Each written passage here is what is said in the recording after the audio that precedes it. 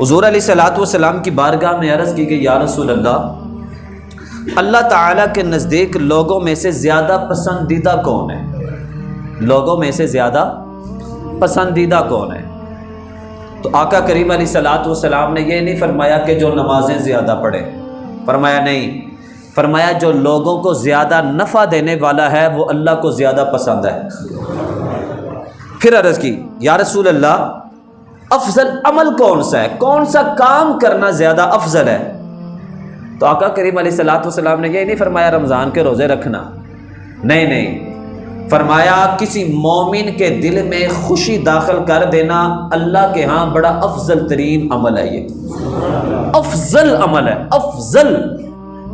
اور پھر عرض کی گئی مومن کے دل میں یا رسول اللہ خوشی داخل کرنے سے مراد کیا ہے؟ کس طرح سے ہم مومن کے دل میں خوشی داخل کریں تو یہ ہمارا عمل افضل بن جائے گا؟ موجودہ دور کے حوالے سے یہ حدیث پاک میں نے 2 جمعے پہلے بھی بیان کی اور اب بھی کر رہا ہوں آپ کی یاد دہانی کے لیے، یادداشت کے لیے۔ سنیں، آقا کریم علیہ الصلوۃ والسلام نے فرمایا اللہ کے ہاں پسندیدہ بندہ کون سا ہے؟ جو لوگوں کو زیادہ نفع دینے والا ہے۔ عرض کی گئی، یا رسول اللہ، افضل عمل کون سا ہے؟ فرمایا مومن کے دل میں خوشی داخل کرنا۔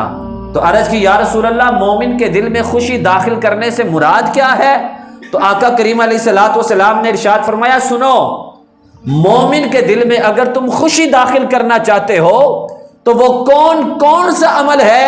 فرمایا جب اسے کھانا کھانے کی ضرورت ہو، کھانا کھلا دینا اس کے دل میں خوشی داخل ہو جائے گی۔ فرمایا جب اسے تکلیف ہو، اس کی تکلیف کو دور کر دینا، جب وہ مقروض ہو اس کا قرضہ اتار دینا، اور جب تیرے بھائی کو تیری ضرورت ہو، اس کو کسی چیز کی حاجت ہو، آگے بڑھ کر اس کی حاجت پوری کر دینا۔ فرمایا کھانا کھلانا، تکلیف کو دور کرنا، قرض اتار دینا، اپنے مومن بھائی کی حاجت کو پورا کرنا، فرمایا یہ کام تیرے مومن بھائی کے دل میں خوشی پیدا کر دیں گے، اور یہ خوشی اللہ کے ہاں افضل ترین عمل بن جائے گا، اور جب افضل ترین عمل بن جائے گا تو اللہ کے ہاں پسندیدہ بندہ بن جائے گا۔ تو مجھے بتائیے گا وہاں ان کو کھانے کی ضرورت ہے کہ نہیں؟ وہ تکلیف میں ہیں کہ نہیں؟ وہ مقروض ہو چکے ہیں کہ نہیں؟ کیا ان کی آج حاجات ہے کہ نہیں؟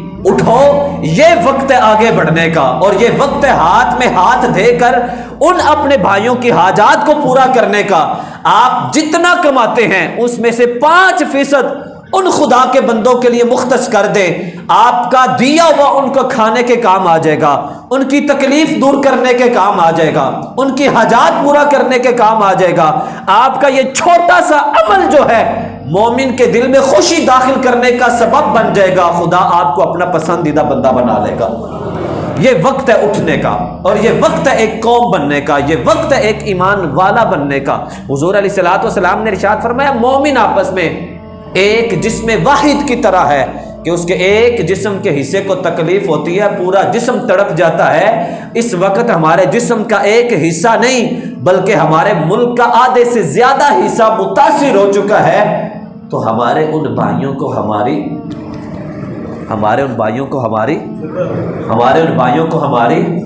ضرورت ہے۔ آپ آگے بڑھیں گے؟ آگے بڑھیں گے؟ انشاءاللہ بڑھیں گے، اور بڑھ چڑھ کر ہم نے ان کا کام کرنا ہے۔ میں ایک ہی وقت میں کئی کام کر رہا ہوں، ایک ہی وقت میں، صرف اس لیے کہ میرا یہ کام نہیں کہ صرف خطیب ہی بنوں اور بیان ہی کروں، نہیں، میں اس نبی کا کلمہ پڑھنے والا ہوں، میں اس نبی کا غلام ہوں جس نے غلاموں کا بوجھ کندھوں پر اٹھا کر ان کے گھر تک بھی چھوڑا ہوا ہے۔ میں اس نبی کا امتی ہوں کہ جنہوں نے بوڑھوں کے بوجھ بھی اٹھائے ہیں، جنہوں نے غلاموں کے بوجھ بھی اٹھائے ہیں، جنہوں نے غریبوں کے بوجھ بھی اٹھائے ہیں۔ بلکہ اگر کسی صحابی کا انتقال ہو جاتا، آقا کریم علیہ الصلوۃ والسلام ارشاد فرمایا کرتے، اگر اس نے کسی کا قرضہ دینا تھا تو مجھ محمد سے آ کر لے لے، میں اس کا عطا فرما دیا کروں گا۔ یہ وقت ہے آگے بڑھنے کا۔ ہمارا کام، آپ کا کام صرف کاروبار، مزدوری، خواہشات یہ نہیں ہے، بلکہ ایز اے خطیب میں اگر اپنی بات کروں تو ہمارا یہ فرض بنتا ہے کہ ہم ہر اس میدان میں قدم رکھیں جس میدان سے ہوتے ہوئے ہم خدا کی بارگاہ میں برگزیدہ بندے بن جائیں گے۔ اور سب سے زیادہ پسندیدہ عمل میرے رب کو کیا ہے؟ لوگوں کو نفع پہنچانا۔ اور تصوف کی اگر بات کروں تو تصوف کی سب سے پہلی جو سیڑھی ہے، اگر آپ اللہ کے ہاں ولی بننا چاہتے ہیں، صوفی بننا چاہتے ہیں، تو صوفیاء کی پہلی جو سیڑھی ہے وہ ہے مخلوق خدا کی خدمت کرنا، مخلوق خدا کی خدمت کرنا۔